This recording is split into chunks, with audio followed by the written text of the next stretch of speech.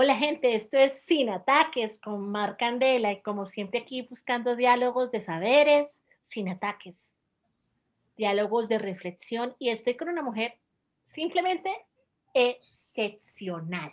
Estamos hablando de Ati Kigua. Ati es una indígena que ha dado de qué hablar con todo su trasegar. Yo les invito a ver la siguiente semana un programa biográfico que hice con ella, pero se las voy a presentar en chiquito para que podamos entrar en materia. Ati es concejal, Ati es ambientalista, Ati es activista y Ati quiere ser presidenta de la República. Hola Ati, ¿cómo estás? Hola Mar, un gusto saludarte y a toda la audiencia. Ati, ¿qué se siente eso de ser la primera mujer indígena con aspiración presidencial en Colombia? Tengo mariposas en el estómago de ver cómo en el marco de una convención donde hay líderes y lideresas de todas las regiones del país, el Caribe, el Pacífico, la Amazonía, la Orinoquía, la zona andina, de un movimiento que es tan diverso, porque el movimiento alternativo indígena y social creo que es el movimiento que recoge la diversidad cultural de este país, la diversidad étnica, una parte de la afrocolombianidad, del movimiento campesino, pues haya considerado mi nombre para representarlos como candidata presidencial al pacto histórico junto a Arelis y junto a Feliciano. Creo que es histórico y es un gran reto para mí. Pues yo estoy muy feliz de que hayas aceptado esta invitación. Quiero decirte que aunque esto es un programa pregrabado, no estamos solas. Algunas mujeres del movimiento me acompañan vía celular, prestando atención y haciendo aportes de posibles preguntas, para que no creas que no te estoy prestando atención cuando miro el celular, para que la audiencia también sepa que no estoy siendo grosera. A ti, muy bonito todo eso, pero yo quiero que las personas que nos acompañan aquí en el blog espectador, tengan en cuenta temas que ya hemos hablado, pero pues que de pronto eh, pues lo dejan ir. Entonces, un tema puntual rapidito, sin entrar en acaloramientos, es, carajo, Ati, ¿por qué le fallaste a las mujeres apoyando a Holman Morris en campaña? ¿Por qué hiciste eso? Un hombre acusado de maltrato a las mujeres, a la familia. Mar, eh, a mí la única invitación que me hicieron a construir ciudad y país me la hicieron de parte de Gustavo Petro y Holman Morris. Él ha estado hace muchos años desde su ejercicio periodístico al lado de los pueblos y tú sabes que yo soy pues como parte de mi ejercicio, de mi experiencia de defensa de los pueblos indígenas, pues muy comprometida con esa agenda. Fue muy difícil para mí además afrontar toda esta lluvia de críticas, pero bueno, yo quisiera invitar a las mujeres a que no simplificáramos esta situación coyuntural política al tema de quienes están a favor o en contra. Yo creo que transformar las violencias contra las mujeres implica revisar no solo la coyuntura, sino elementos estructurales y realmente, pues yo creo que la historia nos va a permitir también hacer una evaluación de lo que implica el feminismo en la política, que creo que no solamente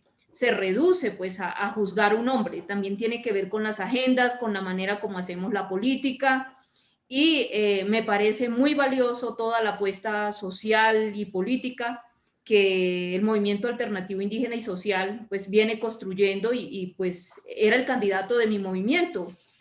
Yo tengo que decirlo, les invito a prestar atención al otro espacio que tengo, que voy a estar también difundiéndolo, porque ahí profundizamos en este tema, pero por si acaso no quieren mirar, voy a hacer el resumen puntual sobre esta situación. Yo ya a Tiquigua le ofrecí disculpas, fui una de las primeras mujeres que no quiso apoyarla. Yo no, en ese momento no la apoyé por el simple hecho de estar con Holman. Las diferencias con Holman son abismales. Y yo sí creo que las mujeres tenemos que darle prioridad a las mujeres y creerles a las mujeres. Y creo que nosotras tenemos que darle siempre el respaldo a las denuncias y que Holman no debió haber hecho política hasta no esclarecer los hechos. Pero al margen de eso, lo hice en el otro espacio y lo hago acá, conociendo ya tu trasegar político, conociendo la coyuntura política, conociendo lo que has vivido como mujer indígena, como ciudadana y como joven, porque es que a ti te han atacado por todos los lados por haber iniciado una carrera política desde los 22 años. Y te ofrezco disculpas porque no tuve en cuenta eso. Yo solamente decía, ¿por qué está con ese hombre? Y no tuve en cuenta, por ejemplo, para que lo sepan, que a las personas indígenas poco les dan apoyo político, pocas personas llaman y apenas es natural a ti que tú te juntes con quienes han estado caminando contigo por los intereses políticos y por la agenda política que representas. Yo repito las excusas públicas en este espacio.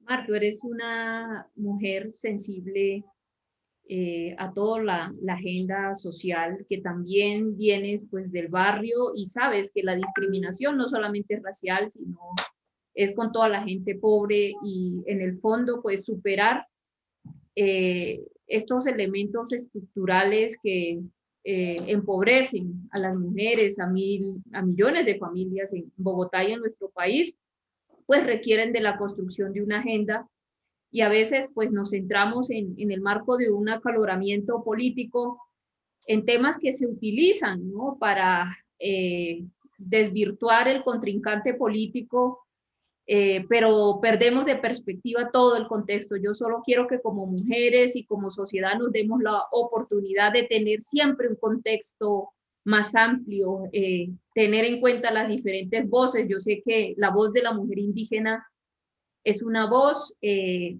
debe todavía dar un gran paso en la opinión pública porque no ha sido lo suficientemente escuchada, no es cotidiano verla en los medios de comunicación, pero yo sí pues invito a que me conozcan y a que no vayan a reducir mi trasegar político pues también a la coyuntura. Eso es por respeto pues también a una larga trayectoria de resistencia pacífica de los pueblos de donde provengo. Entonces, eso creo que es sano también para proyectar políticamente nuestro país. No, y esto Gracias. abre lugar a un diálogo que quiero dar hace ratísimo. Esto hable, o sea, si bien toda la discusión alrededor de tu respaldo a ese señor, que no quiero darle protagonismo, la verdad, y todo lo que sucedió en el marco de ese sentimiento que teníamos muchas, eso también tiene un trasfondo. Es decir, yo me pregunto, ¿cuántas mujeres en la política con poder, realmente con poder, para apoyarte, para sacar adelante todas estas cosas maravillosas que has hecho, no solo cuando estás en la política, porque hay algo que quiero rescatar, tú siempre estás haciendo cosas, cuando estás dentro de la política estás en tu rol de política, pero cuando estás afuera, cuando no estás ejerciendo un rol, no eres concejal, no estás en ningún lado, tú estás dando la lucha afuera desde los activismos, o sea, lo tuyo nunca ha sido un tema de ya casi son elecciones, entonces hagamos tal cosa. No hay elecciones, entonces bajémosle un poquito. Yo siempre he visto que todos somos testigos, o sea, no de gratis a Terciopelados te ha apoyado, doctor Crápula, o sea, eso no se gana de gratis. Y toda esa lucha siempre ha sido honesta en ese sentido, que tú no dependes del tiempo electoral para luchar. Mi pregunta es, ¿cuántas mujeres, cuántas de las que hay en el Congreso, Angélica María, Claudia López, todas las mujeres que están allá, cuántas te dijeron, ven, construyamos, ven, no respaldes ese proyecto político y hagamos algo que permita que trabajemos juntas y construyamos sin apoyar a un hombre que está acusado de maltrato? ¿Alguna te dijo, alguna te invitó, te abrió las puertas y te dijo, hagamos las cosas? No, Mar, yo lo que recibí, por ejemplo, hace poco y me pareció interesante fue una carta de invitación de estamos listas. Inmediatamente me comuniqué y dije, maravilloso, quiero saber si tengo un espacio además para hacerles una propuesta de cómo ordenarnos en torno al agua, porque iba a ser en el río Magdalena. Para mí ese es el alma de Colombia, el río Bogotá, el río Cauca, el río Medellín, el río Cesar. Son ríos hermanos y mi propuesta se fundamenta en el ordenamiento hidrográfico. La respuesta es, no hay espacio en la agenda. ¿Qué me parece?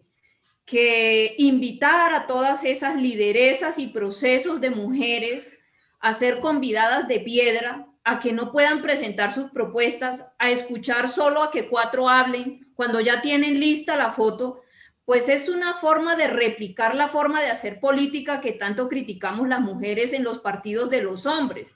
Yo quiero realmente unas prácticas políticas donde todas podamos desde nuestras historias, desde nuestros procesos, aportar en la construcción de una fundamentación programática.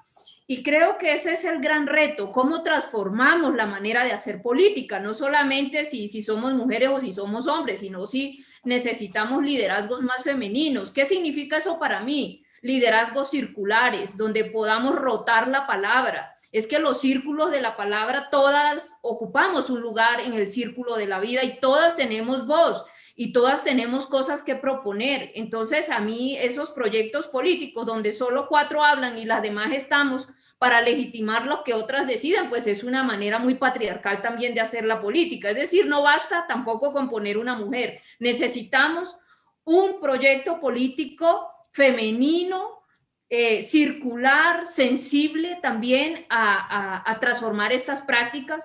Entonces, hoy desde el movimiento alternativo indígena y social, mi gran reto también es transformar el machismo indígena, que por primera vez las mujeres también podamos aportar nuestras propuestas, ser reconocidas. Entonces, pues, sé que el reto es grande, no será fácil porque las estructuras de poder tienden a defender también sus privilegios. Claro. Pero si damos ese paso, yo creo que aquí las mujeres en este movimiento tendrán el espacio para que desde el círculo de la palabra propongan y nos ayuden a construir un país distinto. Mira, tenemos que hablarlo y lo tenemos que decir a calzón quitado. Yo no soy una mujer que da el voto, pues, o sea, no considero que el voto sea un matrimonio para toda la vida. Yo puedo votar hoy por ti porque creí en ti, pero si mañana tus prácticas políticas no me representan, adiós cariño, o sea, eso no tiene nada que ver que yo haya votado por ti. Es más, creo que mi voto me da autoridad moral para confrontarte y cuestionarte. Eso es lo que creo firmemente. Y eso fue lo que me pasó casualmente con Claudia López. Fíjate que si bien ella ha sido honesta en decir que no ha sido activista, que no ha sido feminista, que todo eso llegó a su vida por su pareja, que ella ha aprendido mucho de Angélica y bueno, ella ha sido muy honesta en eso. Al mismo tiempo se mostró muy férrea defendiendo unas cosas, tanto en campaña como en algún momento de la alcaldía, pero ahora vemos una Claudia totalmente distinta a lo que prometió en cuanto por lo menos el tema de el cuidado a las personas más necesitadas, una mejor administración para las personas de escasos recursos, eh, incluso el tema de los árboles, del medio ambiente, se ha quedado corta en muchas cosas, pero lo más curioso es que la hemos visto últimamente incluso haciendo caso a lo que dice el establecimiento, ya no se ve tan férrea combatiendo muchas cosas que en principio sí. Y yo creo que a veces yo hice una columna para que de pronto la vean cuando digo por qué me siento decepcionada de ese voto. Yo creo, Ati, que las mujeres sí tenemos que darle prioridad a las mujeres políticamente. Yo sí creo honestamente que si en este lado me ponen un hombre y aquí me ponen una mujer, mi deber ético es apoyar a esa mujer, siempre y cuando yo tenga en cuenta los valores tanto humanos como políticos. Entonces, es cuando, lo que yo le digo a las mujeres es lo siguiente, y dime tú, corrígeme si estoy equivocada. Acá podemos dar el diálogo sin ataques. El asunto es que si hay una mala persona, hombre o mujer, y esas ambas personas son malas y son la única opción, no nos dejan más opción, que nos toca escoger al menos peor, en ese sentido, toca escoger a quien represente menos problemas, indistinto si es hombre o mujer. Pero si son iguales, si sus valores políticos son similares, sus valores humanos son similares, yo, Marc la voto por la mujer, porque si son similares, por lo menos hay un cupo para la mujer, simbólicamente en la política. ¿Cuánto más sería fantástico que la mujer superara al contrincante en valores, en principios, en propuestas? Eso sería el ideal. Voto por una mujer no solo porque es mujer, sino porque es 10 veces mejor que la otra parte. Pero mira lo triste, cuando él representa mejores valores, mejores principios, mejores protestas que ella. Mira lo triste. Ahí yo sí creo que nosotras tenemos que decir no. Muy mujer, pero no está lista, y votar por él. Eso es lo que pienso, eso es lo que, esa es mi matemática política. Tenemos que ver a los seres humanos con sus valores, con sus virtudes, con sus defectos, y en el marco político entender qué es lo que quieren para tomar esas decisiones. Pero sí pienso que la prioridad son las mujeres. O sea, la única manera de que yo no vote por una mujer es porque ya, pucha, no es una mujer, o sea, lo peor de las mujeres. Y ahí sí ya no. Eso es lo que opino. ¿Qué piensas tú de esa mirada? Bueno, Mar, yo creo que vamos 1 año y medio y es un tiempo importante para evaluar eh, cómo va este gobierno. Entonces, yo quiero invitar a todos los ciudadanos y ciudadanas de Bogotá a revisar los pactos que se hicieron, los pactos ambientales, Pacto Ambiental por Bogotá. Se siguen lastimando nuestros humedales. Son los jóvenes encadenados en el humedal de Tibabuyes, tratando de impedir que las máquinas entren a seguir dañando el humedal más grande que tiene la ciudad de Bogotá. Y así en cada humedal. Se siguen talando los árboles en la avenida 68. Cada árbol que se tala es menos aire para respirar. Es el hogar de las aves. Entonces, hablemos del pacto de la cultura. 3 pactos que se hicieron con el sector de la cultura. El presupuesto se redujo a la mitad. La emergencia cultural en la que están los trabajadores y trabajadoras del arte y la cultura, del teatro, del cine, de la música. Y es increíble que en el marco de esta pandemia no se haya podido gestionar un programa para el mínimo vital, que no haya un censo de artistas. Y así cada pacto que tú mires, Mar, ¿qué creo yo? La conciencia de un gobierno está donde está su presupuesto.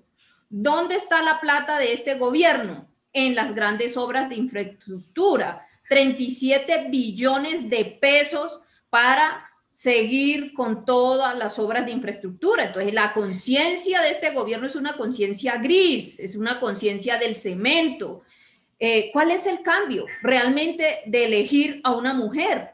Pues tener un gobierno sensible a los derechos humanos. Este es un plan de desarrollo que no tiene enfoque de derechos humanos. A mí esto no me parece un hecho menor, esto me parece una falla estructural. Me parece que los derechos humanos no son una concesión de ningún gobierno, son el fruto de las conquistas sociales y de luchas muy importantes. O sea, para que hoy hablemos del derecho al voto de la mujer, del derecho al trabajo, de todos nuestros derechos, es porque han habido procesos de mujeres que se han tomado el trabajo de luchar por esos derechos que tenemos. Entonces, hoy tenemos que evaluar para qué nuestro voto, para seguir legitimando el mismo sistema o realmente para impulsar los cambios estructurales. Entonces, yo lo que veo es que frente a esta pandemia había que tomar medidas de invertir en salvaguardar los derechos al alimento, al agua, a los servicios públicos. Hay 40,000 familias que se han quedado sin con qué pagar el agua. Yo te lo tengo que decir. Los trapos rojos, el mínimo vital al hábitat. Todo el problema de los pagadiarios. Entonces, Bogotá es una ciudad que tiene cómo tener una política social sólida. Programas que hemos tenido. Hay que recuperar el rumbo de una ciudad de derechos y en el marco de esta pandemia tenemos que reconciliar nuestra ciudad con sus ecosistemas. Entonces, ¿cuál es el cambio? Es la pregunta para todos los que votaron. ¿Cuál es el cambio que hoy ven? Yo lo que veo... Yo te lo tengo que decir. Yo apoyé a Claudia López y la apoyé porque no encontré en ningún hombre una opción mejor. O sea, yo no voté por ella porque ella fuera la mejor opción. Yo voté por ella porque yo no encontré en ninguno de los candidatos del momento mejor opción que ella. Yo no iba a apoyar a una persona que estaba investigada por violencia de género, ni tampoco iba a apoyar a un ultracapitalista que poco o nada le interesaban los derechos humanos. Entonces, en ese sentido, yo voté por Claudia y yo le dije a Claudia que mi voto no era un voto en blanco, un cheque en blanco, que yo iba a estar haciendo veeduría y debo decir que hoy la historia, después de año y medio, te doy toda la razón. Yo éticamente tenía que votar por Claudia o votar en blanco. Y mi voto en blanco hubiera sido un espaldarazo a cualquier otro proyecto político machista, clasista y 100% capitalista. Y me dirás tú a mí, pero Claudia es tan distinta. No, pero era mujer y le podíamos abrir agenda política a las mujeres. O sea, ya pesaba lo simbólico. O sea, Claudia era muchísimo mejor que los otros. No. Muchísimo peor, tampoco. ¿Cuál era la variante? Era mujer.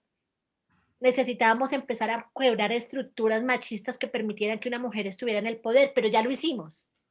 Ahora toca empezar a dar la batalla por mujeres asertivas, mujeres que tengan palabra, palabra real, porque es que yo lo que veo acá es que Claudia no ha cumplido con lo que prometió, es decir, una que otra cosita, pero nada trascendente. Y en ese orden de ideas yo quiero preguntarte si tú sientes que de alguna manera el feminismo en Colombia es utilitarista con las mujeres que no son blanco, mestizas, ni forman parte de las estructuras de poder. ¿Tú crees que las mujeres en Colombia que tienen poder político han imitado las estructuras de los ejercicios de utilitarismo político? ¿Sí se ve eso o son ideas mías? Tienes la razón. El utilitarismo político del tema es evidente. Lo vivimos en la campaña de Bogotá, pero también lo vivimos en esta contienda que se viene. ¿Realmente las mujeres tienen un espacio para construir una fuerza democrática, plural, donde participen? No, aquí lo que tenemos es unas 4 mujeres con intereses políticos que plantean pues una forma de que las demás les legitimemos sus espacios. Eso es lo que tenemos. Yo creo que nuestro gran reto será participar de un feminismo interseccional, diverso, y bueno, esa historia la tenemos que escribir y yo creo que ahí el reto pues es muy interesante porque la historia política del país pues no se ha terminado de escribir. Tenemos que seguir escribiéndole páginas y por supuesto que en el marco de esta precandidatura presidencial buscamos también agenciar todas esas voces que están en los barrios perdidas, el movimiento social de mujeres, otros feminismos que han estado por fuera del espacio donde se toman las decisiones y del poder. A ti, ¿qué hacemos? Es decir, ahorita se levanta un movimiento que se llama Estamos Listas, que por supuesto yo voy a estar ahí como veedora, como espectadora, yo voy a estar ahí, me compete, es la representación de las mujeres, también voy a estar ahí. ¿Qué hacemos para que tú estés? Es que a mí me parece que fragmentarnos no es la idea. ¿Qué hacemos para que tu voz, como una política de trayectoria, como una política de historia, una política que tiene propuestas, una voz activa, esté ahí? Porque tiene que estar. A mí se me parece una falta de respeto que te hubieran invitado a tomar café y a escuchar. A mí personalmente, yo no voy a esas reuniones.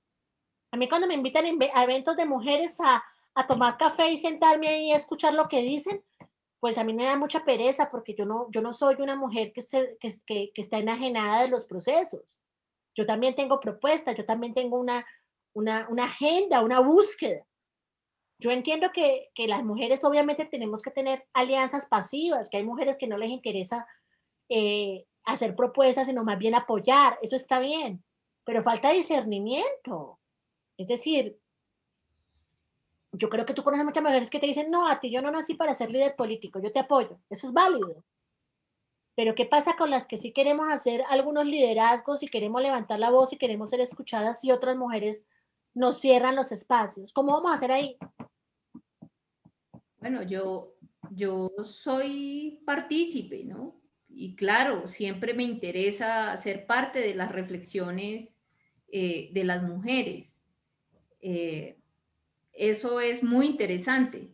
Sin embargo, la forma como se están desarrollando esos espacios no los comparto, Mar. Es decir, invitarte, ¿a qué me están invitando? ¿No? A sentarme en la silla mirando cómo se toman la foto, cómo se echan los discursos para ser testigo de la historia, o me están invitando a construir otra historia para Colombia. Yo creo que las mujeres, cada una, son una historia en sí misma, cada mujer. Y cada proceso de las mujeres merece una dignidad. Esto tiene que ver el cómo hacemos las cosas. Entonces, yo pienso que vamos a crear desde el movimiento alternativo indígena y social, por supuesto, otro feminismo más horizontal, más circular, más espiral, de la base hacia arriba. Entonces, hoy pues hay un desahucio por nuestra voz, por nuestros procesos, pero somos mujeres de selva, de desierto, de barrio, de montaña, de río, de mar, eh, Concejal. y vamos a construir una fuerza diversa, mística, amorosa, y eso es válido también. Yo creo Es que válido, dejamos abierto para es que algún día válido. tengamos un diálogo de cómo seguimos construyendo un feminismo interseccional en Colombia. Es válido, pero yo, concejal, sí le invito a que busquemos la manera de unirnos, porque lo que pasa es que la gente afuera no, es decir, tenemos que también dar la pelea política con aquellas mujeres que de alguna manera apagan la voz de otras mujeres y quitan agenda y agencia propia de otras mujeres. Y hay que hacerlo por dignidad. Sí, o sea, tú no vas a dejar de hacer lo que haces con las mujeres en los ríos y en los barrios. Eso no va, eso lo has hecho toda tu vida y lo vas a seguir haciendo. Pero tenemos que ahora construir puentes con las que no han entendido ese feminismo interseccional, que no han entendido ese feminismo circular. Yo sí te invito a que pensemos, te lo invito como activista, no solamente como periodista me tengo que ceñir a un cuestionario de preguntas importantes para las audiencias, que ya vamos para allá, pero como activista sí públicamente te invito a que encontremos la manera de hacer una alianza pedagógica y política. No hablo del partidismo porque yo no participo ni participaré de ningún partidismo, pero sí política en el sentido del hacer, del actuar, del sentar precedente, de cómo lograr que estas mujeres escuchen. Tenemos que hacerlo, porque ellas son las que están ahí, las que siempre han tenido el poder, es decir, han peleado, han luchado por su espacio, pero no pueden decir que sus luchas son igualitas a las luchas que mujeres como tú y como mujeres barriales han dado. Y su deber ético sería darles plataformas, no usar su trabajo para su beneficio. Y tenemos que hacer eso. ¿Me copias? Vamos por ahí, vamos a buscar esos espacios.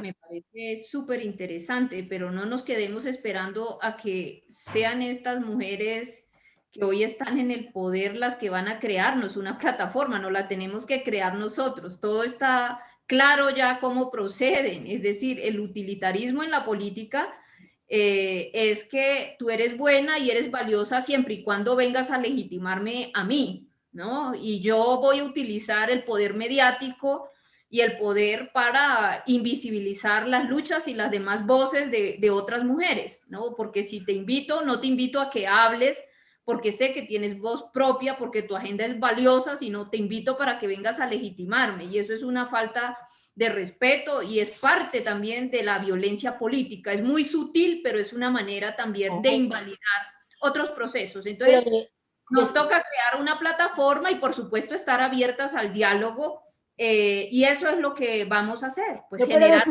de sutil no tiene nada. Es violento y es pasivo-agresivo quizás, pero de sutil no tiene nada. Es directo. O sea, ¿cómo te van a invitar una carta de ahí protocolaria de que ven a tomar café y mira cómo hablamos nosotras y no hay espacio para tu agenda y no hay tiempo para que hables de tus cosas?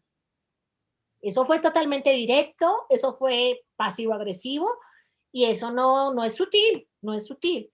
yo estoy de acuerdo contigo que no tenemos que esperar que ellas nos legitimen nada, pero sí hay que buscar los diálogos porque lo que ocurre en el Congreso y lo que ocurre en el Consejo también educa a las ciudadanías. Si logramos ver cómo estas mentes cambian y abren su enfoque a entender lo que hacemos otras, en los barrios también se va a ver reflejado. La gente, porque es que los pueblos, las ciudadanías son receptivas, observadoras, que, que imitan ciertas cosas porque es una cosa inconsciente. Si un poderoso hace algo, fíjate que si un presidente sale a decir que cambió 2 pañales, eso sale en todos los medios de comunicación y el señor Zapatero dice, ay, el presidente le cambió el pañal al niño, venga, yo tengo que ir a cambiarle el pañal al niño. Esas cosas pasan. Entonces tenemos que hacer la tarea sin pretender que ellas, o sea, sin pretender que nuestra agenda y nuestra agencia dependa de ellas. Eso nos va a pasar. Pero buscar esas pedagogías es como la invitación que te dejo ahí. Ya lo hablaremos. La gente tiene derecho a opinar qué piensa de esta iniciativa. Pero ahora yo voy con la candidata. En caso de ser elegida como la primera mujer indígena que se lanza a la presidencia, ¿cuál es el objetivo principal de la campaña de Atiquigua? Mi objetivo y mi propósito es una Colombia saludable, justa, sustentable y en paz. Son 4 temas que yo creo que nos golpean a todos. Estamos en un país, en una ciudad y yo diría que en un mundo golpeado por una pandemia, en la enfermedad. ¿Cómo sanar? Entonces, yo creo que pensar que sanar, la sanación colectiva, solamente es un tema de red pública hospitalaria, pues es una mirada de la salud colectiva y de la salud pública muy reducida.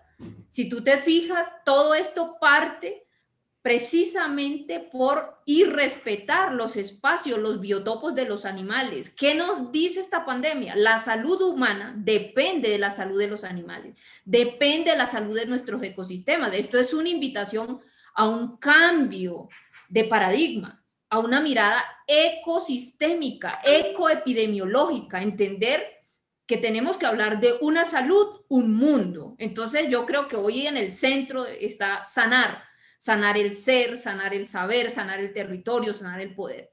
Pero si miramos el otro gran problema es la desigualdad. Es que esta pandemia no la hemos vivido en las mismas condiciones todo y ha sido las familias más pobres quienes realmente han sentido el peso de la gente que vive del día a día de esta pandemia. Entonces tenemos que hablar de cómo vamos a superar la desigualdad.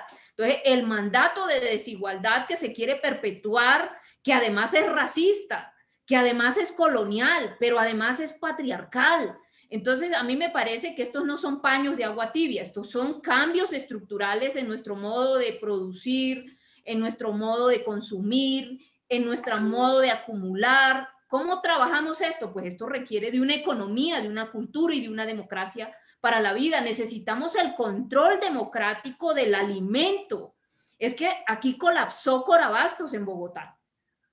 Y yo, en un debate de control político, a la alcaldesa Claudia López dije, pasemos del fascismo alimentario a la reconversión agroecológica.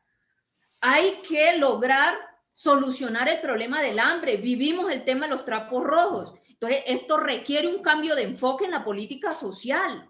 No puede ser la visión asistencial del Estado. Tenemos que volver a un Estado social de derecho. Cumplimos 31 años en la Constitución política y hoy es necesario colocar el mayor consenso social de la historia en nuestro país, como trabajar por un Estado social de derechos, por una ciudad de derechos, pues esté en el centro de este tema. Y ahora que me dices del otro problema que tenemos, que es la violencia, no solo directa, el asesinato a líderes sociales, el desplazamiento, sino la violencia estructural y la violencia cultural, la imposición de una cultura dominante sobre las demás culturas que además se abroga a tener la razón, eurocéntrica. No, yo creo que esto también implica un cambio civilizatorio, en el proyecto civilizatorio. Por eso, esta es una propuesta que trasciende ese viejo debate de este país, de la polarización ideológica, de la violencia bipartidista, que ambos tienen una matriz eurocéntrica y occidental. Estamos proponiendo un diálogo de saberes, unir todos nuestros saberes, unir en el marco de un proceso interdisciplinario, intercultural, para transformar estas problemáticas.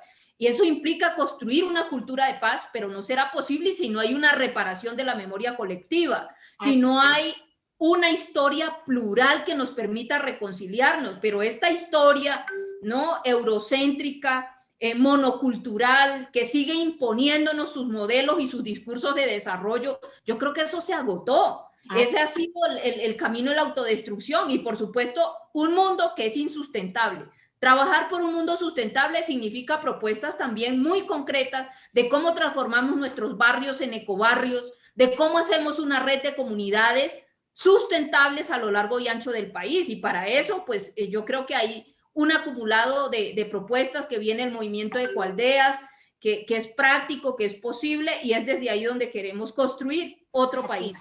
A ti, el país está sediento, y lo digo con propiedad porque estoy segura que es un sentido de todas las ciudadanías, de una cara nueva, pero también de una cara con propósito, con una cara con experiencia, una cara con capacidad, una cara con un proyecto, no solamente un proyecto deseable, sino un proyecto absolutamente viable, absolutamente posible. Eso es lo que estamos necesitando en esta polarización, en este circo macabro de politiquería barata en el que nos tienen metidos, con el respeto que merecen los algunos políticos decentes que existen. En la lista estás tú. Yo digo de corazón que hoy, hasta hoy, no tengo ningún motivo para decir que tú eres una política indecente, pero tú y yo sabemos que estamos atrapados en la indecencia política, eso es una realidad. Entonces, hay hambre y sed de justicia. Acá no es hambre de pan solamente, acá no es hambre de educación y una cantidad de cosas, como por allá dijeron la otra vez, que es que se estaban muriendo por piscinas en los colegios distritales. Eso es una forma de ridiculizar las demandas de la sociedad. Acá hay hambre de sed y de justicia. Entonces, en la medida que nuestra ciudadanía en general tiene esa sed y esa hambre, ese hambre de soluciones, yo siento que es muy valioso que tú estés acá hablándonos de sanidad, hablándonos de restauración y hablándonos del deseo de cambiar las cosas.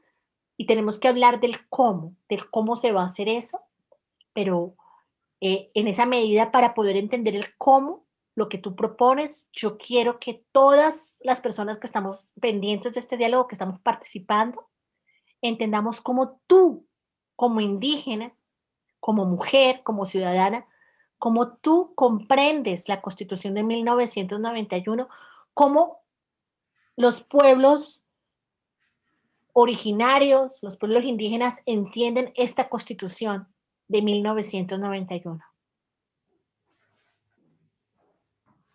Es el mayor consenso de la historia republicana. Y para mí hay 4 cosas fundamentales de ese sueño constituyente. El primero es, por supuesto, el paso hacia un Estado social de derecho. ¿Qué significa eso? La columna vertebral de los derechos es la dignidad humana en toda su diversidad. Ahí, en los fines esenciales del Estado, está ser un Estado pluralista. Pero estos son avances formales que tenemos que transitar a la realidad. Es decir, que esto no esté en el papel, sino realmente que transforme las condiciones reales de la gente. Entonces, los derechos no son una concesión del gobierno, no son un regalo del gobierno. A los pueblos indígenas no nos regalaron esos derechos. Para que nuestros derechos, por ejemplo, y ahí tiene que ver el sueño de una nación multiétnica y pluricultural, lograran quedar en la Constitución Política de 1991, fue necesario participar de un proceso de elección. Agradezco a todos los ciudadanos que eligieron a Lorenzo Muelas y en su momento a Rojas Birri, que no necesariamente son indígenas, gente que dijo de verdad tenemos que superar la exclusión, la discriminación. ¿Qué significó que llegaran los indígenas a la Constitución? Hoy ¿Qué tenemos? El exterminio físico y cultural de los pueblos. ¿Qué quiere decir? Que ese mandato constitucional está en el papel, pero no en la realidad, si es que todos los días están asesinando a un líder indígena. Es decir, seguimos en el genocidio cultural. Yo creo que hay que agradecerle a todos los estudiantes y jóvenes que promovieron la séptima papeleta, que son los que vienen impulsando los cambios constituyentes, estructurales de este país. Eso significa la Constitución del 91, pero además es una Constitución ecológica. Hay 43 artículos de la Constitución que hablan del ambiente sano, del derecho a un ambiente sano. ¿Y qué tenemos hoy? Pues miremos el río Bogotá. Es la vergüenza ambiental más grande que tiene nuestro país. Empecemos por ahí. Entonces yo creo que ahí hay un proyecto de sociedad, de nación, de Estado que es deber de todos trabajar porque ojalá no quede solo en el papel, sino que lo hagamos realidad. Eso significa la Constitución. Y por último, el paso de una democracia representativa a una democracia participativa. ¿Qué quiere decir? Que los ciudadanos no son convidados de piedra, no son simplemente objetos de las políticas del Estado, son sujetos que tienen conciencia, que también opinan, que también tienen derecho a tomar las decisiones que les afectan. Eso significa que el ciudadano también sea autodeterminado, sea dueño de su destino. Entonces, eso significa reconocerlo como sujeto. Ahora los jóvenes dicen, no, es que a mí no me representa, no me representa ninguno. Yo quiero tener un espacio digno también en la vida democrática del país. Esa fue la lucha que yo di a mis 22 años. Y creo que eso mismo sienten los ciudadanos. Entonces, el paso de una democracia representativa, una democracia participativa, a una participación incidente, para eso se crearon mecanismos de participación directa, las consultas populares, el referendo, el derecho al consentimiento libre, previo, informado de los pueblos indígenas. Es que si van a hacer algo en tu casa, lo mínimo es que te pregunten, claro. ¿Quién es? ¿Qué quieres hacer? O sea, si te van a entrar al barrio antes de pasarte la avenida y pasar por encima de la casa de tus abuelos, tumbarte el árbol de frente, ¿qué tiene que hacer el Estado? Consultar a la ciudadanía, porque es que es el respeto a esos arraigos. Entonces, a mí sí me parece que la dignidad humana y el respeto a los derechos, incluso tenemos que ser más radicales, no solo los derechos humanos, también los derechos de la naturaleza. Venimos dando pasos en ese sentido. Es que la tierra, el agua, no podemos reducir todo a una mercancía. Ahora que cotiza el agua en la bolsa de Nueva York, mercantilizar el agua, la tierra y todo, pues esa es una ética utilitarista que hay que superar. Yo creo que la tierra también tiene dignidad y por eso me parece que es necesario revisar el contexto y las propuestas también con un cambio de paradigma. Es que si no cambiamos ahora, ¿cuándo lo vamos a hacer? A ti, esa es una pregunta magnífica que es una pregunta que nos venimos haciendo hace décadas. Si no cambiamos ahora, ¿cuándo? Esa pregunta es una pregunta que muchas personas nos venimos haciendo y ajá, ahí seguimos sin la respuesta concreta. Yo pienso, en ese sentido, se me viene pues a la memoria algo que tú has denominado en otros espacios, reservas morales de la nación y los pueblos indígenas de Colombia, reservas morales de la nación y de los pueblos indígenas de Colombia. Yo quiero saber qué es eso y qué tiene que ver esto con la Constitución de 1991. Es el imperativo bioético. Hoy es necesario que coloquemos todos la vida en el centro. El Estado, el mercado y la sociedad debemos cooperar para que la vida florezca y no al contrario, la vida al servicio del mercado, ¿no? Eso, cambiar esta lógica, pues requiere un salto en la conciencia política.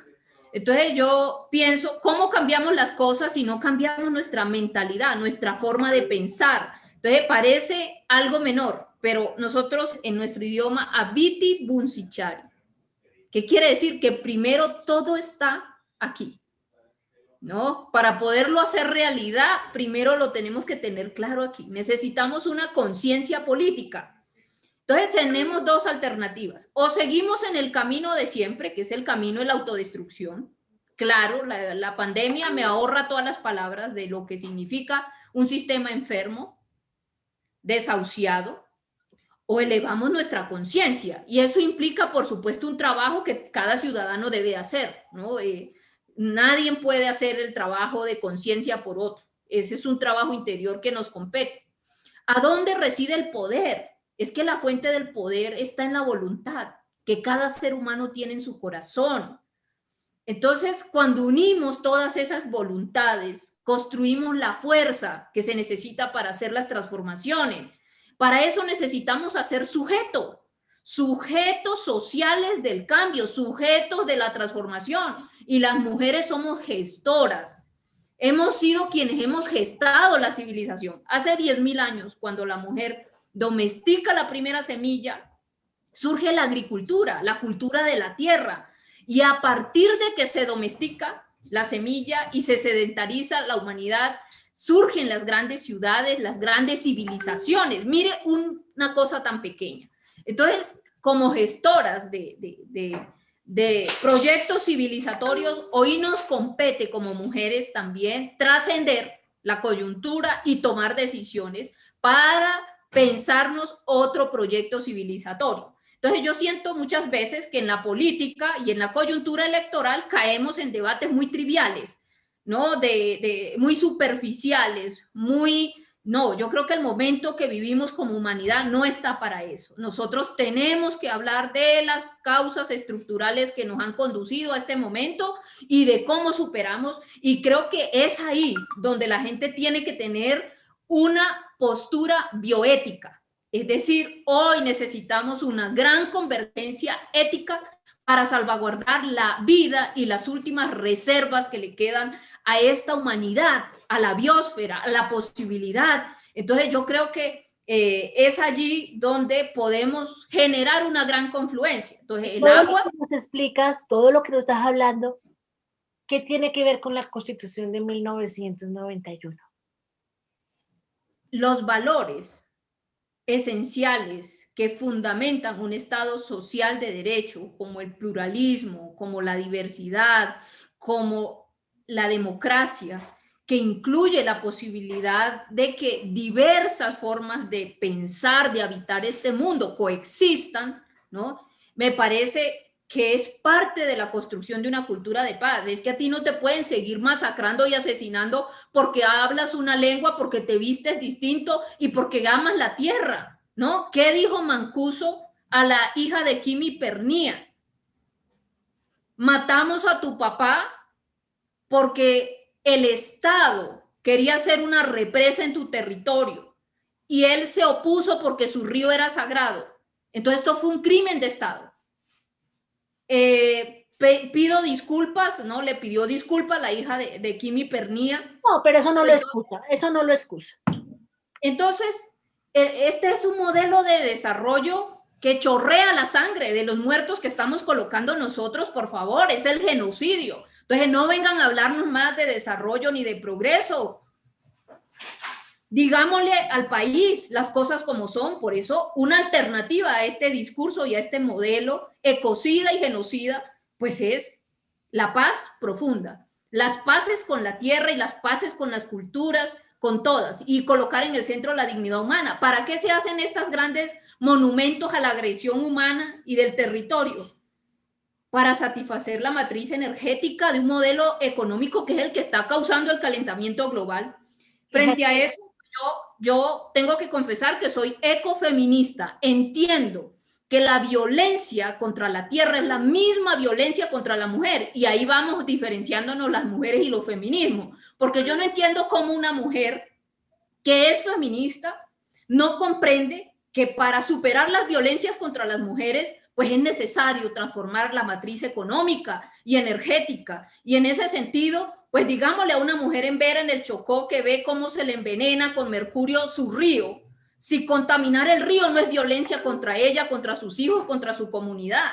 Entonces esas son cosas concretas. Digámosle a una mujer en la Amazonía colombiana que cuando le fumigan con glifosato no le están envenenando sus cultivos, al de sus hijos. Entonces yo creo que nos tenemos que conectar también con una teoría y una práctica de la política que nos permita ver estructuralmente las violencias, no solamente, ¿no? Que si claro, es por supuesto que cuando hablamos de una vida de violencia nos referimos a los machismos, pero cuando hablamos del patriarcado nos referimos también a un sistema político, religioso, económico, de la dueñidad que es propia a las mujeres. A ti tú has levantado una bandera muy interesante, una bandera que sinceramente yo vi que la que primero la levantó fuiste tú, pero quien la hizo famosa fue Petro, irónicamente, pero a la primera persona que yo escuché hablar de eso fue a ti, después fue que escuché a Petro, y es de la Colombia del amor, que ya Petro después empezó a decir que era humana, pero mucho tiempo él también habló de Colombia del amor. ¿Qué es la Colombia del amor? Yo te he escuchado en otros espacios hablar de eso, de la Colombia del amor, y fue a la primera persona que escuché, antes que Petro. Petro lo hizo famoso, lo hizo popular, y ahora hablamos de una Colombia humana, bueno, pero a la primera persona que yo escuché hablar de ese concepto de Colombia del amor fue a Tiquito. ¿Y qué tiene que ver esa Colombia del amor con el extractivismo? Para nosotros, los pueblos indígenas del mundo, ¿no? Que nos expresamos en más de 7.000 lenguas originarias, la Sierra Nevada es el corazón de la tierra. Así que esta es una propuesta que viene de un trabajo de Tanzanam, de búsqueda de una paz profunda. Es desde allí donde estamos proponiendo, ¿no? Y yo creo que trascendemos nuestra condición de víctima. Tiene que ver también con unos sueños, ¿no? Desde el amor, es una propuesta amorosa para la tierra y para la humanidad, eso desde allí. Y en el caso de Bogotá, yo creo que la defensa del derecho humano al agua, que acompañaron más de 1.300 organizaciones ambientales, que recogieron más de 1.500.000 firmas para llevar al Congreso un referendo del agua y que el Congreso le dio la espalda, pero siendo yo concejala de Bogotá no podía dejar morir una iniciativa popular tan importante como era llevar agua a los barrios donde aún hoy no llegan los servicios públicos porque supuestamente son barrios ilegales, como si la legalidad o la ilegalidad le impidiera al ser humano acceder a un servicio esencial como es el agua. Por supuesto, el acuerdo 347, que es una iniciativa que lideré como el Consejo, creo que hay también una dificultad en reconocer el trabajo político que hacemos las mujeres. Cuando la primera vez que aspiré, dije, por el agua y la vida, ati al Consejo. Y no era un eslogan. He trabajado por dejarle a la ciudad políticas públicas, un plan distrital del agua que tiene 6 objetivos, tiene programas, que vamos a hacer la evaluación en 10 años cómo ha avanzado. Por supuesto, Petro fue uno de los alcaldes que implementó este programa, pero nunca se dice de quién es la iniciativa. Hay detrás de ello una mujer indígena, juiciosa, empeñada. No les interesa. Qué importante es que hablemos de las diversas culturas del agua, de una gobernanza plural del agua, porque ¿qué hemos querido? Constitucionalizar nuestras cosmologías del agua. Si vamos a la Mojana, para los Inú, miremos toda esa propuesta de abundancia que hay allí. La sola Mojana podría abastecer de alimento al país. Y ya eso lo habían resuelto los enúes en su momento. Aquí, esto es tierra de labranza. Toda la vertiente izquierda del río Bogotá son los camellones de cultivos de los muiscas. Entonces, lo que hemos querido es actualizar los saberes indígenas para una realidad contemporánea. ¿Sabes qué me parece importante hacer como un paréntesis, que es muy importante? Que es cierto, que quiero resaltarlo hoy, quiero hacer énfasis, ojalá pudiera poner bombos y platillos. Los hombres en este país que han estado en el poder han tenido mucho respaldo del intelecto y del trabajo de las mujeres. Mucho. Y casi siempre se hacen los bobos y nunca les reconocen el trabajo. Yo siempre que escuchaba hablar a Petro de territorio, de resaltar el medio ambiente, todas esas cosas que él decía, yo lo relacionaba contigo, porque a ti te había escuchado. Lo que yo no sabía era que efectivamente su proceso político, lo que él estaba ejecutando, era tal cual lo que tú venías proponiendo, o sea, que tú estabas ahí. Y eso es profundamente simbólico e importante, independiente de lo que pensemos, por ejemplo, de la manera de hacer política de, no sé, hablemos de Ángela María. A mí me incomodó cuando se cerró las presidenciales y Petro casi no la deja hablar.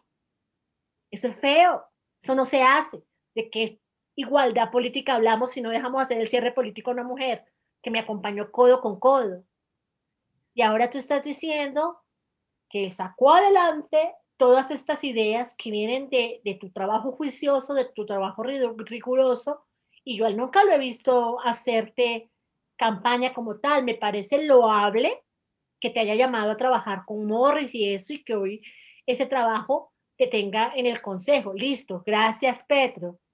Pero sería lindo que ellos empezaran también a dar los nombres propios de las mujeres que hacen proyectos, que hacen bases sólidas para lo que ellos ejecutan. ¿No crees? Y iría un poco más allá, ¿no? La decisión de por qué decidimos una candidatura propia es porque hemos tenido experiencias. Fíjate que en su momento la Alianza Social Indígena avaló a Fajardo para ser gobernador de Antioquia y con el aval de los indígenas se hizo el monumento a la agresión ambiental más grande de este país, que es Hidroituango, que es contradictorio con un movimiento que ama la tierra, que cuida la tierra. Y aquí en Bogotá se avaló Antanas Mocus, en su momento un estandarte de la ética, y se empezó todo el modelo de gestión privada del agua, que es la mercantilización, es reducir el valor del agua y la vida a una mercancía y que es contradictorio con un principio indígena. El movimiento alternativo indígena y social avaló en las pasadas elecciones a Gustavo Petro a la presidencia, pero si tú te fijas, él ni siquiera reconoce ese aval, nunca menciona que es el movimiento alternativo indígena y social que lo avaló. Hoy estamos en el pacto histórico, creo que es importante hacer una gran fuerza del cambio, pero esto tiene que ver cómo construimos la relación política con nuestros aliados. Y no puede ser una relación de subordinación o de sumisión, tiene que ser una relación donde podamos ser partícipes y constructores también de una agenda, y en ese sentido, pues claro, ahí es todo un proceso de aprendizaje de cómo vamos construyendo también nuestras relaciones políticas y también vamos transformando la democracia. Necesitamos una democracia intercultural, necesitamos una democracia plural. Y miremos un poco cómo ha sido la relación, porque es que de los pueblos indígenas con la derecha, con la izquierda, con el centro. En La Ecuador, misma cosa. bueno, es todo unas reflexiones históricas que nos corresponden hacer, pero lo interesante de esto, Mar, es que tenemos que aprender de la historia. Son 31 años de participación política de los pueblos indígenas y creemos que hoy estamos dando un paso después de un trasegar importante para tener una candidatura propia, y que esa candidatura, pues en la medida de lo posible sea mujer, va a permitir reivindicar no solamente el trabajo que se ha hecho en la política, sino los aportes que los pueblos indígenas han hecho a este país y al mundo, porque la gente lo primero que dice es, ¿qué han hecho los indígenas? Casi como si nosotros fuéramos los parásitos de este país, cuando aquí realmente los parásitos han sido otros que han vivido a costa del pueblo colombiano y a costa de asesinarnos y masacrarnos. A ti, ¿cómo vemos esto de el papel o el lugar de las mujeres en un mundo sostenible? En un mundo sostenible y en paz, ¿cuál sería ese papel de las mujeres ahí?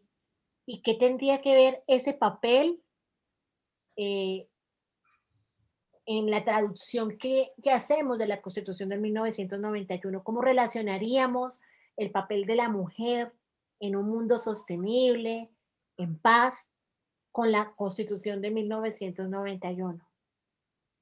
Muy importante esa pregunta, Mar. Yo creo que Naciones Unidas tiene estudiado en todos los conflictos que hay en el mundo, que son las mujeres, por su trabajo social, por su trabajo ambiental, las que son gestoras de la paz, las que son gestoras de proyectos sustentables, es decir, la estrecha relación que hay entre ese trabajo, por ejemplo, de las mujeres rurales, las mujeres campesinas, las mujeres afro, pero también las mujeres populares. Entonces, transformar nuestra economía a una economía circular, a una economía viva, requiere del concurso, del trabajo de todas y todos, que podemos realmente es desde nuestros territorios empezar a transformar incluso nuestros barrios en ecobarrios. Una cosa sencilla para Bogotá, para poner un ejemplo, los residuos sólidos. La mayoría de residuos, el 60% de los residuos y más, son orgánicos, son desechos de cocina, desechos que perfectamente pueden volver a ser humus, a ser el oro gris. Esto nos permitiría no solo generar abono, sino producir el abono, el alimento, resolver el problema de la canasta familiar, el problema del hambre. Hoy es un tema social, pero es un tema también de la economía familiar muy importante. Entonces, en estas salidas, yo creo que las mujeres son muy creativas, en su ADN, en su memoria, tienen todo este legado también de una cultura campesina, porque es en eso. Yo no sé en qué momento a la gente se le olvida que venimos del campo. Es que Bogotá tiene una historia muy ligada a sus raíces rurales. Entonces uno dice, bueno, ¿y cómo en qué momento cambió la historia? Y la gente se olvidó de todo. Entonces, una economía viva, una economía circular, una economía requiere del concurso de toda la ciudadanía y, por supuesto, el protagonismo de las mujeres en esas transformaciones. A ti, fíjate que con este gobierno, con el gobierno de Iván Duque, la violencia se disparó en todos los sentidos. El conflicto armado en Colombia se disparó y eso obviamente afecta directamente a los pueblos indígenas, eso hay que decirlo, que, que son los pueblos que más muertos han ponido. Ah, dale. 1, 2, 3.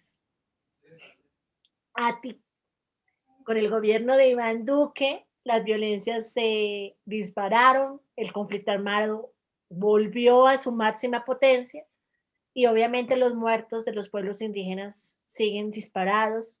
Históricamente, los indígenas son los que más muertos han puesto en ese conflicto armado porque, pues, hay que decirlo, las estructuras se han dado por los territorios, por las diferencias culturales. Eso se vuelve una zona, pues, de todos y de nadie, donde la guerrilla, el narcotráfico y el Estado hace lo que se le da la gana. Esa es la percepción que tengo. En esa medida, primero yo quiero saber si la percepción es errada, si estoy equivocada, y segundo, quiero saber qué herramientas tendríamos desde la Constitución de 1991 para bajarle los grados a esta violencia, a lo que está sucediendo. Es que todo el país pierde con la violencia, todo el país pierde con el narcotráfico, todo el país pierde con los paramilitares, todo el país pierde con los guerrilleros, todo el país pierde con la violencia, pero indiscutiblemente los pueblos donde no hay Estado y los pueblos indígenas, las zonas indígenas son las que más pierden. Esa es mi percepción. ¿Estoy equivocada? Tiene mucho sentido la mirada que tienes en este momento sobre la situación que afrontan los pueblos indígenas. Pero si miramos la Constitución Política de 1991, la paz es un derecho. Tenemos que recordar todos que es nuestro derecho a la paz. Es que esto no es una concesión de ningún gobierno, sea de derecha, sea de izquierda, sea de centro, donde sea. Tiene que entender que la paz es un derecho. ¿Qué quiere decir? Que es un deber ético del Estado trabajar por la paz. ¿Qué hay hoy? El incumplimiento de los acuerdos de paz. Estos son los únicos acuerdos de paz en el mundo, Mar, en el mundo, que incluyen un capítulo étnico. ¿Qué significa una perspectiva étnica de la paz? Uno, colocar las víctimas de este conflicto en el centro. Esto significa un tema de memoria histórica. Y es ahí donde tiene sentido que reflexionemos de la importancia de construir una memoria histórica amplia, incluyente, que recoja la diversidad del país y no esta historia monocultural, eurocéntrica y de los colonizadores, de los conquistadores, de los genocidas, a los que le cedemos el espacio público para que hagan sus monumentos a todas las violaciones y genocidios que perpetraron en esta América, ¿no? Incluyendo el nombre de Colombia, que significa tierra de Colón. Nosotros somos el único país que le pone el nombre de su nación de un colonizador, fíjate eso tan delicado. Pero bueno, Colombia de Colón. el acceso a la justicia, a la reparación y también a las garantías de no repetición. Ahora, si miramos la paz, el derecho a la paz, es que no hay una sola forma de ver la paz. Tendríamos que hablar de las diversas formas de ver la paz. Entonces, ¿cuál es la paz para la diversidad étnica que han dicho los pueblos indígenas? Es que la principal víctima del conflicto armado es la naturaleza. Han sufrido los animales, ha sufrido la tierra. O sea, la tierra vista como un sujeto de reparación, es que las tierras han sido arrasadas por la violencia también y con ellas las comunidades. Y ya empezó la JEP a desarrollar la Justicia Especial para la Paz. Por ejemplo, en Tumaco se reconoció la naturaleza como sujeto de reparación. Esto es la paz étnica, la paz con las paces, hagamos las paces con la naturaleza también. Entonces no es la dimensión de la paz liberal o la dimensión de la paz del Partido Conservador o la dimensión de la paz, no. Y es importante que hablemos de eso. Y podríamos hablar de la paz, pero también podríamos hablar del agua. Cuando hablamos del agua, pues hay culturas del agua, cosmologías del agua. Fíjate la riqueza. Lo que pasa es que las balas hoy no nos permiten escucharnos, no nos permiten tener un diálogo constructivo, no nos permite valorar también nuestra riqueza, nuestra diversidad. Cultura de paz significa permitir que estas cosas maravillosas que no hemos podido hacer, como construir una fuerza plural, y ahí está mi reto en el marco del pacto histórico, cómo construimos una nueva forma y una nueva fuerza diversa, amorosa, mística, respetuosa, pero también es un camino. Fíjate, un camino, dale un camino para. Es un camino para transformar un horizonte de corto, mediano y largo plazo, no solamente, y de ahí el valor de una candidatura presidencial indígena, que tiene un horizonte de corto, mediano y plazo, porque las cosas que queremos sabemos que no se logran solamente con un plan de gobierno 4 años. Las transformaciones que queremos son transformaciones que implican cambios profundos y que nos van a tomar por lo menos 10, 20, 30, 40 años y necesitamos continuidad también en los planes de trabajo, porque es que llega un presidente y cambia lo que el otro ha hecho y así no la pasamos. Yo creo que si bien yo no quiero un presidente que dure 20 años en el poder, sí debería haber un respeto por los trabajos que son beneficiosos, pero lo que vemos acá es que se va un presidente y llega otro y tumba todo lo que el otro haya hecho, si fue bueno o fue malo. Eso es preocupante. Bueno, estamos hablando de políticas de Estado, estamos hablando también de sentar las bases de una participación incidente de las comunidades, de las diversidades, de la ciudadanía. Creo que un gobierno solo, sin el respaldo de su sociedad, pues tampoco tiene la gobernabilidad, y más que gobernabilidad necesitamos una gobernanza plural, es decir, que todos nos comprometamos realmente con esas transformaciones y que tengamos un lugar desde donde incidir. Eso implica la democracia vista como un árbol con raíces que crece de abajo hacia arriba y no solamente esta visión mecánica del mundo que piensa que los problemas se resuelven con soluciones instrumentales y que hay unos que tienen la razón y el resto de gobernados que tienen que aceptar el designio de una clase divina que toma las decisiones. Yo creo que así no es. A ti, fíjate que la Constitución de 1886 fue renovada por esta Constitución del 91 y trajo cosas maravillosas. Es que nos permitió ser un Estado laico, nos permitió la libertad de conciencia, la libertad de credo, la libertad de culto, o sea, realmente esta es la constitución de las libertades. Nos permitió la democracia participativa, pero para algunas personas, o sea, es decir, no solamente representativa, sino participativa también, pero para algunas personas eso es papel, eso es humo.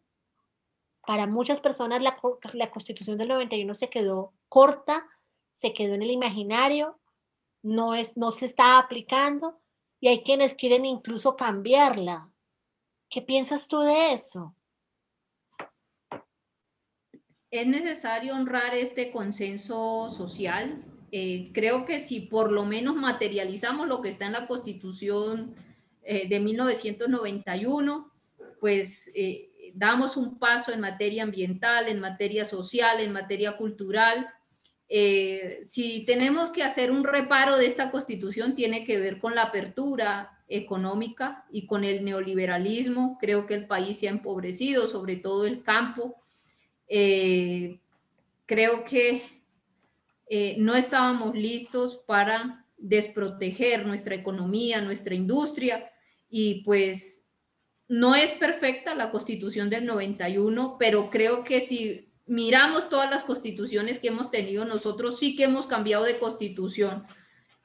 Hoy están en riesgo derechos que son vitales, de los cuales depende la supervivencia no solamente de culturas, los derechos fundamentales de los ciudadanos. Entonces yo sí creo que primero démonos la oportunidad de avanzar en implementar esta Constitución, de realizar estos sueños constituyentes para que podamos hacer una evaluación. Porque tú no apoyas una nueva constitución, tú no apoyas un cambio de constitución.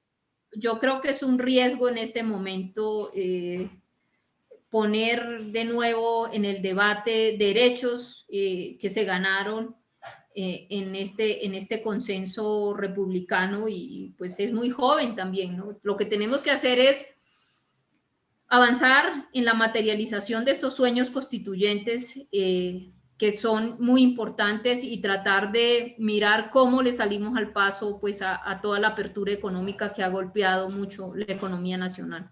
Tú hiciste un referendo por los derechos de la naturaleza, Ati. Hace un tiempo atrás hiciste un referendo por los derechos de la naturaleza. ¿Qué pasó con ese referendo? Yo sueño con que en Colombia algún día nosotros llevemos a la Constitución que la tierra, la naturaleza, también es sujeto de derechos. Recogí más de 700.000 firmas. Cuando lancé esta iniciativa me acompañaron unos 40.000 jóvenes a la Plaza de Bolívar con música, una acción colectiva importante. Creo que aunque no haya logrado el objetivo del cambio pues en la Constitución del 91, porque creo que una iniciativa como esta no se trata solamente de que el artículo se incluya en la Constitución, aunque espero lograrlo en algún momento, sí ha empezado a avanzar la jurisprudencia en la tierra en Colombia. Hoy tenemos 7 ríos que han sido declarados sujetos de derecho.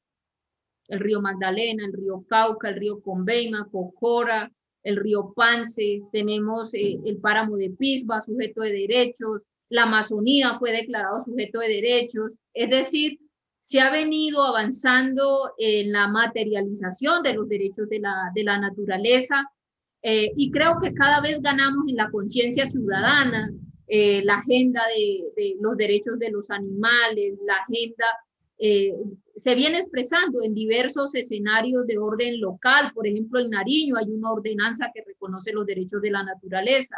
En el Consejo de Bogotá hay un acuerdo que cuenta hoy con ponencias positivas del concejal Galán, de la concejala María Clara Name.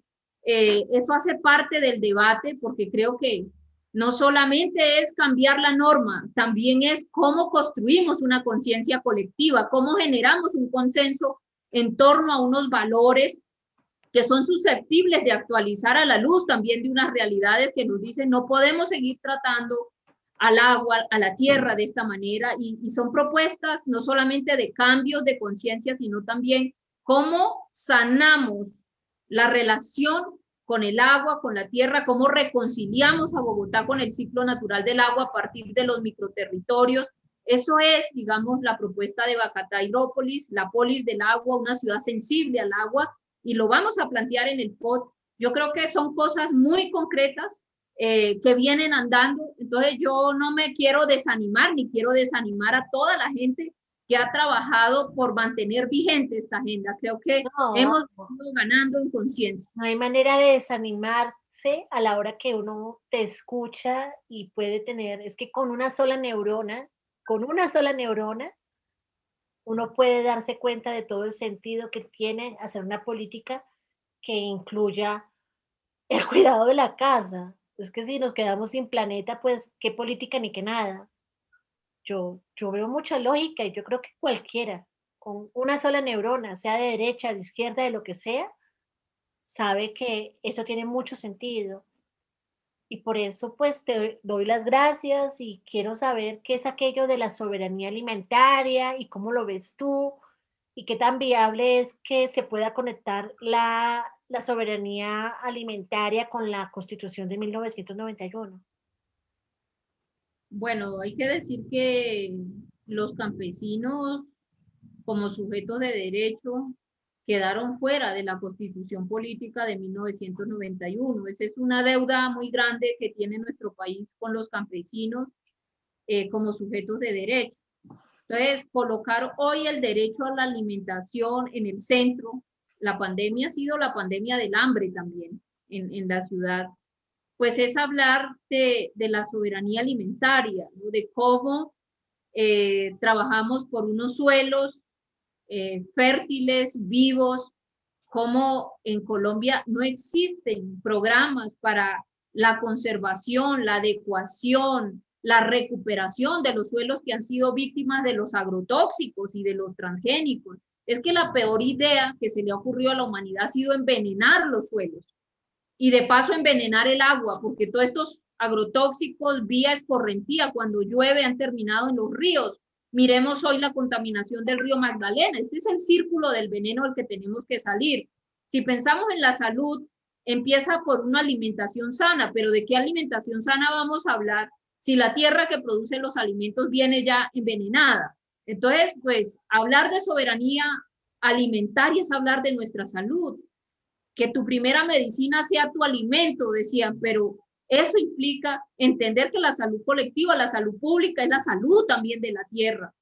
Eso es el enfoque ecoepidemiológico, entender que la soberanía alimentaria hoy es un tema de salud pública, de salud colectiva, pero también tiene que ver con nuestros modos de producir, con nuestros modos de consumir, tiene que ver con nuestra cultura alimentaria. Entonces tenemos también que recuperar todo ese trabajo por la reconversión agroecológica, ¿no? Volver otra vez a nuestras bases de cómo podemos nosotros empezar a fortalecer los mercados locales. Es que el alimento fresco lo producen las pequeñas economías de la agricultura familiar, los alimentos frescos que necesitamos pues para una alimentación saludable, pero realmente tienen el espacio, ¿no? ¿Qué pasa hoy en ciudades como Bogotá? ¿De dónde estamos trayendo nosotros la comida?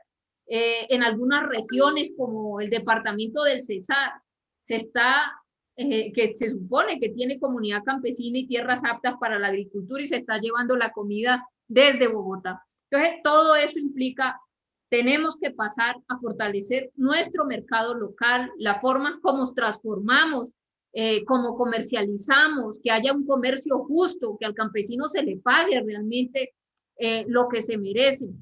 Eso implica pues toda una apropiación social y cultural del ciclo agroalimentario. Suelos vivos, cuidado de nuestras semillas nativas y criollas, fortalecimiento del mercado local, cómo transformamos, comercializamos, comercio justo, consumo consciente, cultura alimentaria. En últimas, somos lo que comemos.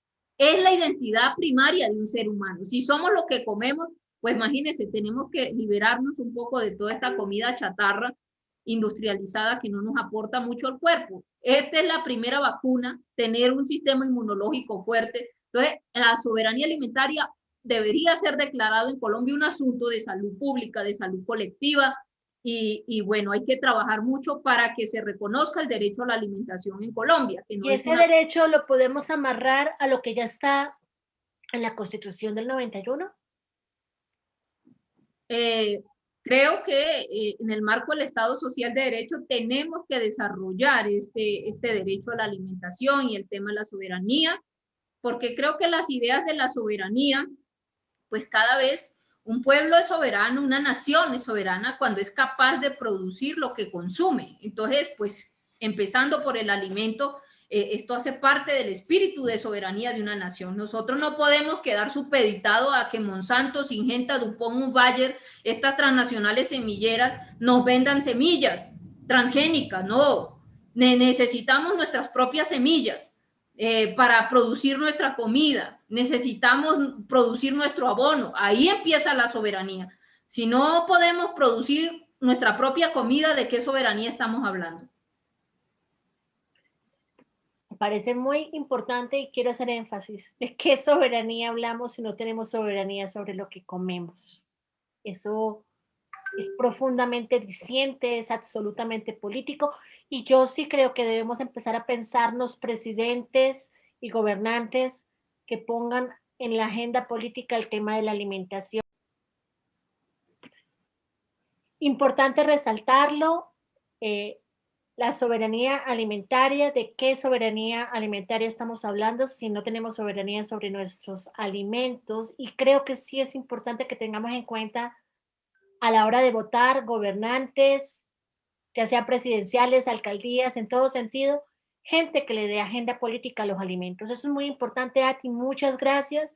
Y fíjate que ya nos hablaste a grosso modo de tu tristeza, de tu preocupación por el hecho de que los indígenas no estén contemplados en la Constitución de 1991 como si lo son los pueblos afros, lo son los indígenas. Esa es una preocupación que ya pusiste sobre la mesa y yo traía la pregunta. Los campesinos. Ahora digo, ¿cuál es la solución? ¿Cómo podríamos responder frente a esa deuda histórica que tenemos? Yo creo que el Ministerio de Agricultura puede, en el marco de la CISAN, del Sistema de Seguridad Alimentaria, dar un paso hacia la soberanía alimentaria y pasa por darle la dignidad como sujeto de derecho a los campesinos y campesinas de nuestro país.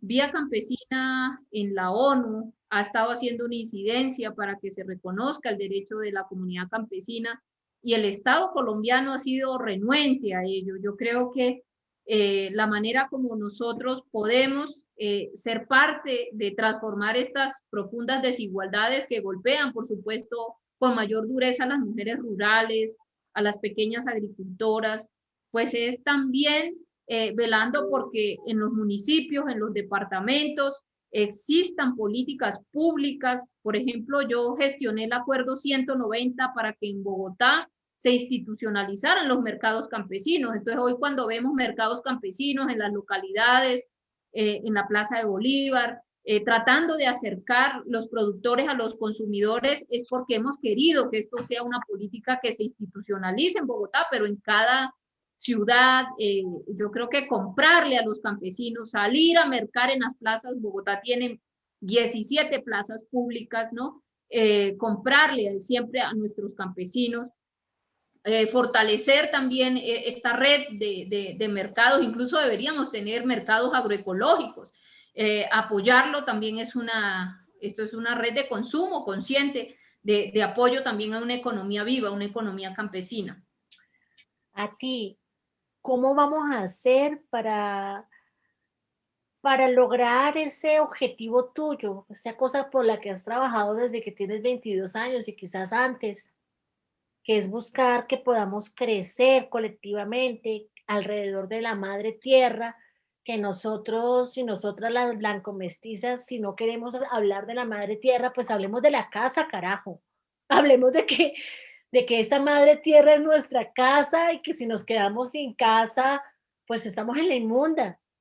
¿Cómo podemos hacer que esa política sea real en un mundo de capitalismo salvaje, en un mundo de individualismo, en un mundo de egoísmo, en un mundo donde tú escuchas, si bien hay muchos jóvenes ecologistas luchando, tú escuchas a otros jóvenes que estoy segura que formación de casa decir, si este planeta se acaba, eso no es problema mío porque es que yo no voy a estar vivo para verlo. Faltan como 5.000 años para que se acabe el planeta. Así hablan. Esas son las lógicas. Y a mí qué me importa que se acabe el planeta. Así funciona. No digo que todos. ¿Cómo hacemos? ¿Cómo hacemos? Y yo sé que cuando un joven se expresa de esa manera es porque hay un adulto en la casa diciendo esas burradas. Pero lo escuchamos. Ah, no. Hay cosas más importantes que andar pensando en el planeta. El planeta igual se va a acabar en 2.000, 5.000 años, igual se va a acabar. Y yo apenas voy a vivir máximo 100 años. ¿Qué hacemos ahí? Bueno, yo creo que lo primero, Mar, es diferenciar entre casa y hogar. Cuando hablamos de casa, nos referimos a la estructura física, ¿no? Al techo, a las paredes. Pero cuando hablamos de hogar, nos referimos a las relaciones que hay al interior de esa estructura física. Yo creo que las mujeres necesitamos hablar del hogar, de las relaciones que queremos cultivar en un espacio.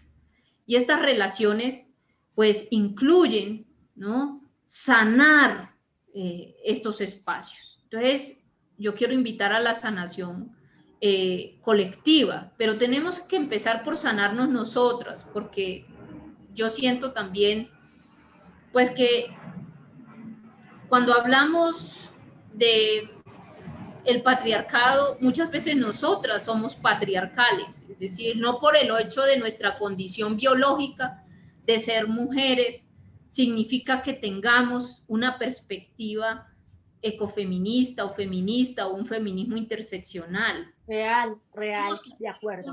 Un trabajo. Entonces, muchas veces no somos conscientes de esa estructura desde la cual estamos observando la realidad. Tenemos que hacerlo consciente y trabajar en ellos para invitarlas a todas a que nos pongamos unos lentes distintos, ¿no? Unos lentes sensibles que nos permita evaluar el conjunto de relaciones. Todas nuestras relaciones son sagradas, porque de esas relaciones dependen realmente nuestra plenitud.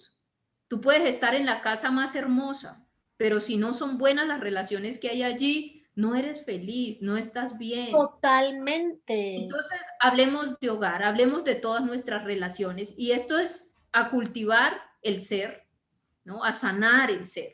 Tenemos que hacer un trabajo de formarnos como sujetos de transformación, pero también implica mirar cuáles son los saberes de los cuales hemos bebido y ser consciente que esos saberes no es que estén allí porque sí. La educación formal escolarizada nos ha enseñado unos valores. Voy a hablar solo de uno, la competencia. No conozco la primera escuela, colegio, universidad en el que se enseñe un juego, una lúdica para cooperar, donde no hayan perdedores. No, todos los juegos que se enseñan son para competir y siempre hay perdedores. Y siempre pierden los pequeños y siempre pierden los más frágiles.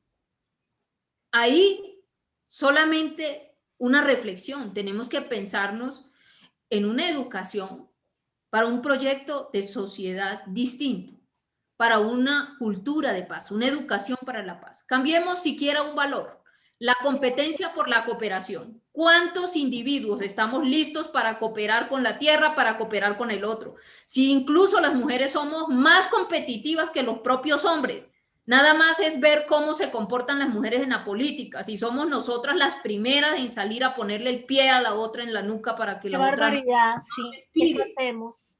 Entonces, mientras sigamos nosotros en esa actitud, ¿no? Porque lo digo porque me pasa en carne propia y lo experimento todos los días, pero no quiero juzgar de manera personal, sino que empezamos a reproducir las lógicas del poder patriarcal en nuestras propias mentes, cuerpos y ejercicios políticos. El reto es cómo yo no caigo en esa inercia institucional y del poder, cómo yo soy capaz de imprimir otras lógicas, de construir otra fuerza, de replantear la manera de hacer las cosas, pues eso tenemos que fortalecer nuestra voluntad, fortalecer nuestras ideas, nuestras convicciones, no dejarnos arrastrar.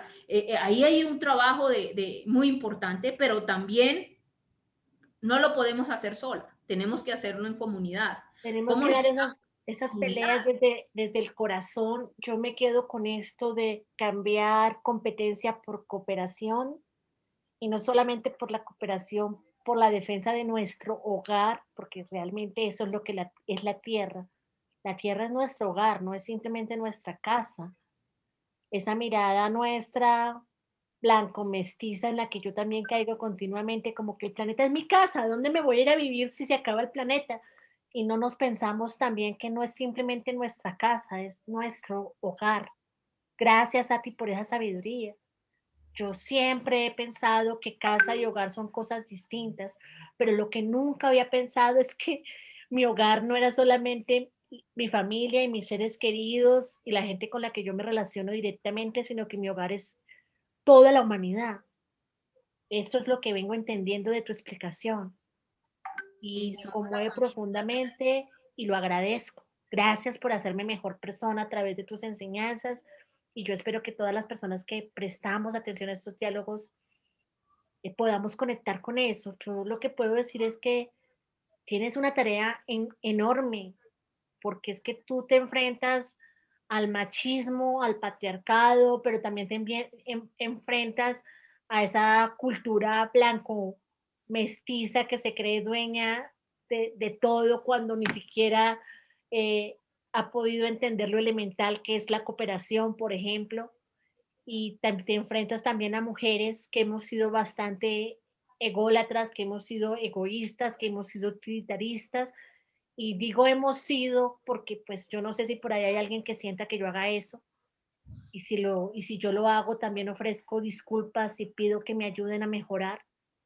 pero tú te enfrentas a todo, es que tú lo tienes todo en el paquete, mujer, joven, indígena, afectada por la guerra, o sea, todo, tienes que enfrentarte a todas las estructuras de poder y todavía estamos aquí algunas reprochando que porque te fuiste a trabajar con Holman. Sí, el reproche es válido y lo sería siempre y cuando las estructuras políticas fueran diferentes, lo sería mucho más, pues. ¿Es válido? Sí, es válido que pensemos que hiciste mal, pero que no se nos olvide que no eres tú la única responsable de esa situación.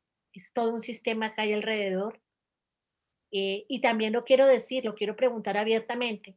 Sí, yo sé que tú tienes que avanzar políticamente, que tú tienes que sacar una agenda y una agencia de país, no solamente para tu pueblo.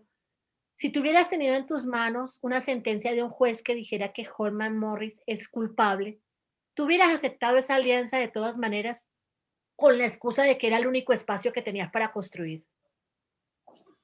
Yo creo que es importante y estemos todos atentas porque pues esto ha sido objeto de investigación. Entonces, eh, realmente pues no hay una decisión al iniciar la campaña. Entonces, hasta que no haya también eso le compete, digamos, a la justicia, investigarlo y somos... La pregunta concreta, ya todas las personas sabemos que tú partes de la base que una persona es inocente hasta que se le pruebe lo contrario. Y acá en este espacio feminista todas decimos que nada, que el Estado se encargue de indagar, pero nosotras le creemos a las mujeres. Eso ya lo pensamos así.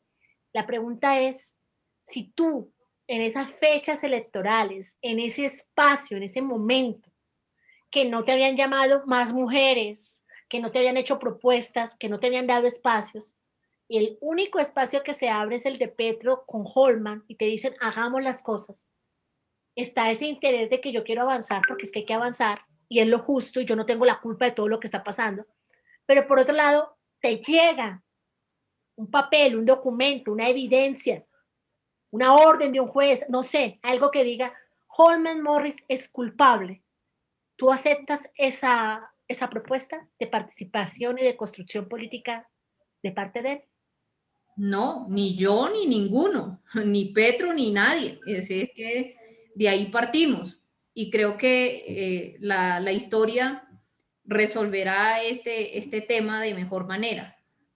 Eso es importante. Yo quiero dejar eso sobre la mesa. Yo de Petro tengo mis dudas. Petro es amigo del alma de Holman. Yo sí creo honestamente que le hubiera encontrado alguna legulillada, alguna excusa para apoyarlo.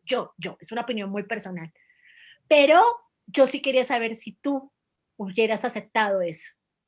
Y es bueno porque queremos saberlo. Entonces yo quiero que la gente sepa eso. Acá hay una mujer que tiene una cantidad de ideas valiosas que el capitalismo, que el egoísmo no ha permitido que fluya. Pero no solo eso, no es una mujer que viene con ideas traídas del cabello, sino que tiene una trayectoria desde los 22 años, que se ha enfrentado al sistema y ha demostrado que las cosas son viables y que sí es posible. Y sí, yo sí quiero que nosotras las mujeres nos pongamos en los zapatos de ella y pensemos, ¿qué hubiera hecho yo si ningún movimiento de mujeres me llama? Yo tengo en mi espalda la responsabilidad de una agenda política a sacar adelante, no solamente de un pueblo que ha sido olvidado, de la justicia, de la cultura, sino de un país, porque yo soy colombiana, yo no soy solo indígena, yo soy colombiana, yo he luchado por el país, pero no encuentro ningún espacio más, y el único espacio que me llega es el de un hombre que está investigado, pero que no se le ha dicho, no se le ha dado ninguna sentencia. Como feminista yo debería decir no acepto, pero es que eso es muy cómodo. Una cosa es ser una feminista mestizo blanco mestiza, barrial o clase media o lo que sea, que pueda decir, ah, no, yo no me meto en ese baile y no hago nada. Pero cuando yo cargo en la piel una responsabilidad tan grande con tantas personas, con tantas vidas, yo no me puedo dar el lujo de hacer esas reflexiones tan panditas. Yo quiero dejar esa reflexión porque sí, Ati, lo repito, yo también fui la primera que dije, Ati no debió haber aceptado ese apoyo, pero pues yo no sabía que nadie te había dado tampoco un apoyo diferente y tampoco me había puesto a pensar en todo lo que cargas históricamente. Ya ofrecí disculpas, no puedo hacer más que reivindicarme con estos espacios y ofrecerte disculpas abiertamente e invitar a la gente a ver más allá. Si van a juzgar a Tiquigua, juzguenla por su labor política, por lo que hace en su labor como concejal, por lo que hace como ciudadana. Pero además que no es inmoral, lo digo abiertamente. Yo no hubiera apoyado a Holman, pero yo. De ahí a decir que es inmoral apoyarlo cuando ningún juez ha dicho nada, pues no es cierto. Eso también es una exageración y hay que decirlo.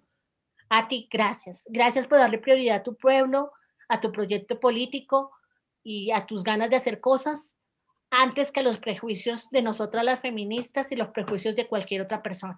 Gracias.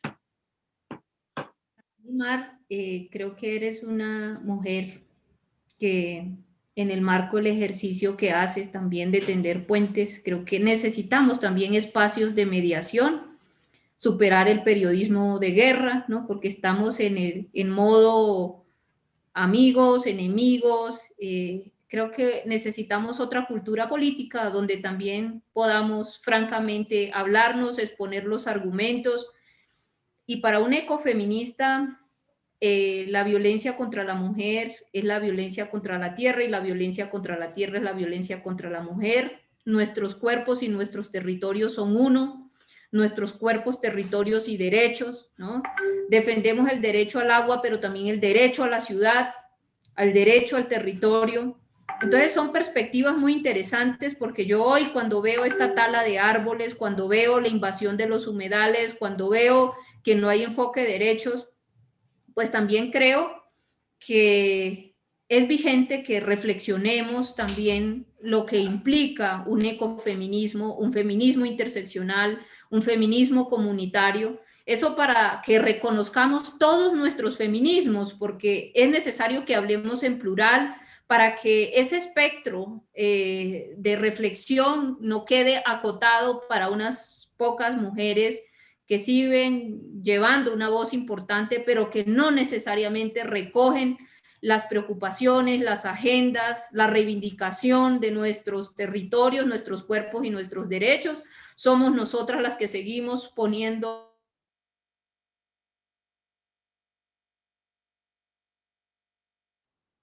A ti, ese un reconocimiento de trabajo. sí, somos nosotras las que ponemos los muertos. Eso es real. Somos nosotras las que ponemos la cuota más grande de todo en estas violencias. A ti fue un placer.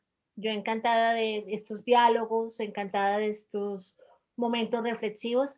Y sí, te deseo lo mejor, yo sí. O sea, te lo digo acá delante de todas las personas.